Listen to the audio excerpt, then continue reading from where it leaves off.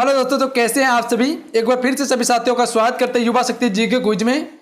तो दोस्तों अभी चल रहे बिहार एसआई प्री एग्जाम्स के लिए ज्योग्राफी का सेट, भूगोल का सेट चल रहे हैं और जो कि आज जो सेट कवर करेंगे हम सभी सेट 3 को कवर करेंगे, क्योंकि इससे पहले हम सभी 2 सेट कंप्लीट कर चुके थे जो चैनल पर अपलोडेड है। अगर अभी तक इस सेट को नहीं लगाए तो आप सभी लगा लीजिएगा, कवर कर लीजिएगा।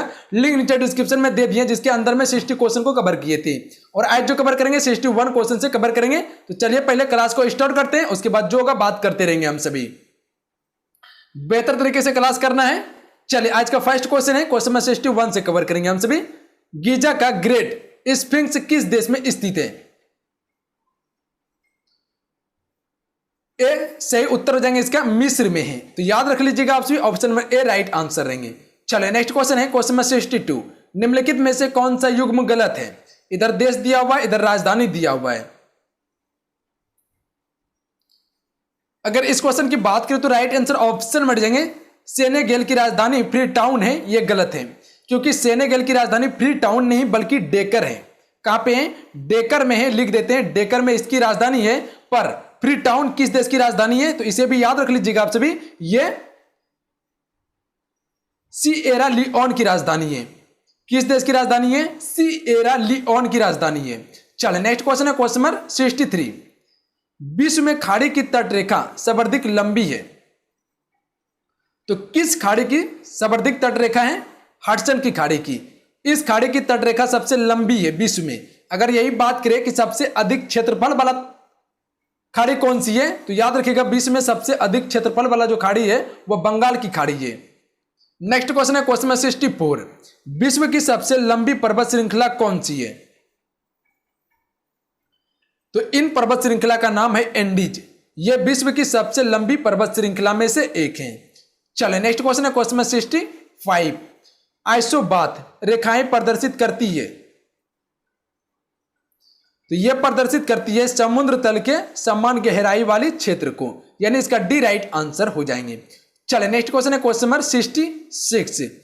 अरावली पर्वत श्रेणी में माही नदी का उद्गम स्थल निम्नलिखित में से किसके सबसे अधिक समीप पड़ता है? तो एग्जैक्ट आंसर ऑप्शन में जाएंगे उदयपुर के समीप पड़ता है। अरावली राजस्थान में है। नेक्स्ट क्वेश्चन है, क्वेश्चन नंबर 67। निम्नलिखित में से किस सागर की लवणता सर्वाधिक है? सही उत्तर ऑप्शन में से जाएंगे मृत सागर की, इसकी लवणता सबसे अधिक है। नेक्स्ट क्वेश्चन है, क्वेश्चन नंबर 68। मानचित्र में समुद्र तल के समान ऊंचाई के स्थानों पर जोड़ने वाली रेखाओं को क्या कहते हैं? तो इसे कहते हैं कंटूर रेखाएं, यानी डी राइट आंसर रहेंगे कंटूर रेखाएं कहते हैं। तो नोट कीजिएगा आप सभी, इसे हम सभी कंटूर रेखाएं कहते हैं। चलिए नेक्स्ट क्वेश्चन है, क्वेश्चन नंबर 69। मोनाको किन 2 देशों के मध्य स्थित है? तो यह स्थित है इटली और फ्रांस के बीच में, यानी इसका डी राइट आंसर हो जाएंगे। इटली और फ्रांस के बीच में मोनाको स्थित है। चले नेक्स्ट क्वेश्चन है, होकेडो तथा सखालिन द्वीप निम्नलिखित में से किस जल संयोग द्वारा अलग होते हैं? एग्जैक्ट आंसर ऑप्शन में से जाएंगे पिराउज के द्वारा अलग होते हैं। तो आप सभी याद रखिएगा पिराउज के द्वारा अलग होते हैं। चलिए नेक्स्ट क्वेश्चन है, क्वेश्चन 71। सूची 1 सूची 2 को सुमेलित कीजिए तथा नीचे दिए गए कूटों में से सही उत्तर का चयन कीजिए। प्रमुख उद्योग संबंधित स्थान दिए हुए हैं। तो एग्जैक्ट आंसर ऑप्शन में भेजेंगे 3, 1, 4, 2 हो जाएंगे, मतलब कि एल्युमिनियम, कोरबा हो जाएंगे, पेट्रो रसायन, कोयालिन हो जाएंगे, वायुयान नासिक हो जाएंगे, न्यूज प्रिंट नेपानगर हो जाएंगे। तो देख सकते हैं किस प्रकार से मिलान है, सही से आप सभी समझ लीजिएगा इसे। चलिए नेक्स्ट क्वेश्चन है, क्वेश्चन नंबर 72। ज्वार भाट की उत्पत्ति निम्नलिखित में से किसका प्रभाव अधिक होता है? तो सबसे अधिक जो प्रभाव होता है वह चंद्रमा का होता है, यानी सी इसका राइट आंसर हो जाएंगे। चलिए नेक्स्ट क्वेश्चन है, हेली पुच्छल तारे का सूर्य की गिर्द परिभ्रमण पथ कैसा है? एग्जैक्ट आंसर ऑप्शन में भेजेंगे दीर्घवृत्ताकार है। अगर बात करें हम सभी हेली पुच्छल तारे के बारे में, तो यह 75 से लेकर 76 वर्ष के अंतराल पर एक बार दिखाई देता है। तो नोट कीजिएगा आप सभी। और ये जो आगे दिखाई देगा 2061 से लेकर 62 के अंतराल पर दिखाई देगा, और पिछले बार जो दिखाई दिया गया था ये 1986 में दिखाई दिया गया था। चले नेक्स्ट क्वेश्चन है, क्वेश्चन नंबर 74। नीचे दिए गए पतनों में से मुगल काल में सबसे बड़े पतन का क्या नाम था? तो इसका नाम था सूरत। डी राइट आंसर रहेंगे। चले नेक्स्ट क्वेश्चन है, क्वेश्चन नंबर 75। भारत को कोयला निचयों का मुख्य स्रोत कौन सा सेल समूह है? ए राइट आंसर रहेंगे, गोंडवाना सेल समूह है ये। नेक्स्ट क्वेश्चन है, हमारे देश में प्रमुख वनस्पति कौन सी है?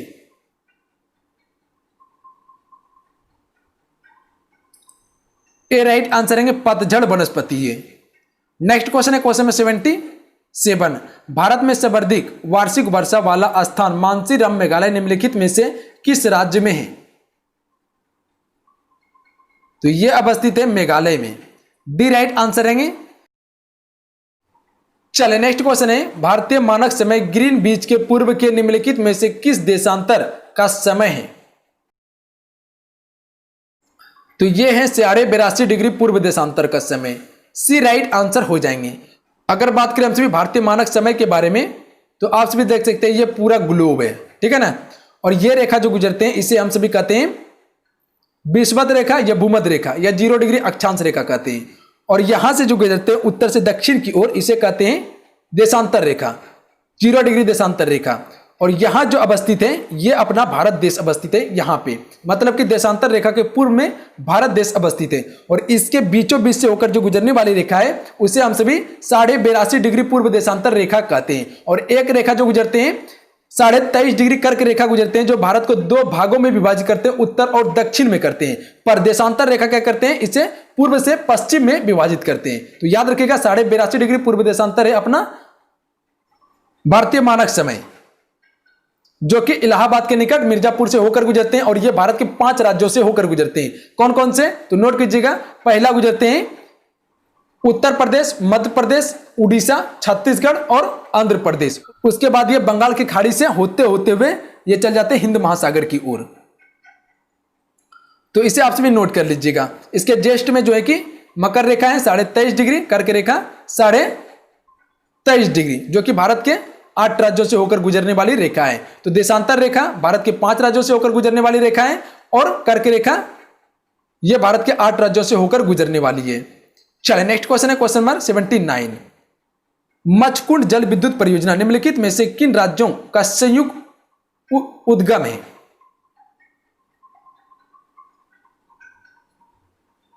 ए राइट आंसर हो जाएंगे, उड़ीसा एवं आंध्र प्रदेश का यह उद्गम है। नेक्स्ट क्वेश्चन है, क्वेश्चन नंबर 18। राजस्थान की गंगा नहर को पानी निम्नलिखित में से किस नदी से प्राप्त होता है? से कर लीजिएगा, यहां पे से प्राप्त होता है। तो यह प्राप्त होता है सतलज नदी से। सी राइट आंसर रहेंगे। चले नेक्स्ट क्वेश्चन है, क्वेश्चन नंबर 81। निम्नलिखित में से कहां की खानों से हीरा निकाला जाता है? तो सही उत्तर ऑप्शन में से हो जाएंगे, पन्ना की खान से हीरा निकाला जाता है। तो याद रखिएगा आप सभी। नेक्स्ट क्वेश्चन है, सुमेलित कीजिए। सूची 1 सूची 2 दिए हुए, मतलब कि खेतड़ी जो है तंबा के लिए प्रसिद्ध है, कटनी सीमेंट के लिए, तलचर भारी पानी संयंत्र के लिए, नेपानगर अखबारी कागज के लिए। तो देख सकते हैं किस प्रकार से मिलान है, सही से आप सभी समझ लीजिएगा इसे। चलिए नेक्स्ट क्वेश्चन है, क्वेश्चन नंबर 83। राजस्थान की इंदिरा गांधी नहर निम्नलिखित में से किस नदी से निकाली गई है? तो यह निकाली गई है सतलज और ब्यास नदी से। नेक्स्ट क्वेश्चन है, टोडा जनजाति कहां पाई जाती है? तो यह पाई जाती है नीलगढ़ी पहाड़ियों पर। नेक्स्ट क्वेश्चन है, क्वेश्चन नंबर 85। हिमालय पर्वत एक प्रमुख प्रकार है। बलित पर्वत का यह एक उदाहरण है। बी राइट आंसर हो जाएंगे। नेक्स्ट क्वेश्चन है, क्वेश्चन नंबर 86। भारत का पावर प्लांट कहां स्थित है? तो डी राइट आंसर हो जाएंगे, मलज खंड में है। नेक्स्ट क्वेश्चन है, क्वेश्चन नंबर 87। प्रसिद्ध चिल्का झील स्थित है। यह खारे पानी की सबसे बड़ी झील है जो कि उड़ीसा में है। नेक्स्ट क्वेश्चन है क्वेश्चन नंबर 88, निम्नलिखित में से कौन सा राज्य तेंदु पत्ते का प्रमुख उत्पादक है? तो यह राज्य का नाम है मध्य प्रदेश। नेक्स्ट क्वेश्चन है किस राष्ट्रीय राजमार्ग की लंबाई सर्वाधिक है? तो यह राज्य का नाम है NH7, इसकी लंबाई सबसे अधिक है। नेक्स्ट क्वेश्चन है पेरियार जल विद्युत परियोजना किस राज्य में है? तो यह है केरल राज्य में, बी राइट आंसर हो जाएंगे। इसकी राजधानी तिरुवनंतपुरम है। नेक्स्ट क्वेश्चन है क्वेश्चन नंबर 91, गंडक नदी का उद्गम स्थल है? बी राइट आंसर हो जाएंगे, नेपाल में इसका उद्गम स्थल है, जो कि बिहार की ओर पानी गिरता है। नेक्स्ट क्वेश्चन है सुल्तानपुर पक्षी अभयारण्य किस राज्य में स्थित है? तो यह स्थित है हरियाणा में। नेक्स्ट क्वेश्चन है क्वेश्चन नंबर 93, भारत में कितने राज्य एवं केंद्र शासित प्रदेश है? तो बोलिए, तो ये क्वेश्चन बाउंस हो गए, ये क्वेश्चन कोई काम का नहीं है, क्योंकि अभी 28 राज्य और 8 केंद्र शासित प्रदेश है। याद रखिएगा 8 केंद्र शासित प्रदेश हैं अभी। नेक्स्ट क्वेश्चन है इडुक्की जल विद्युत परियोजना किस राज्य में स्थित है?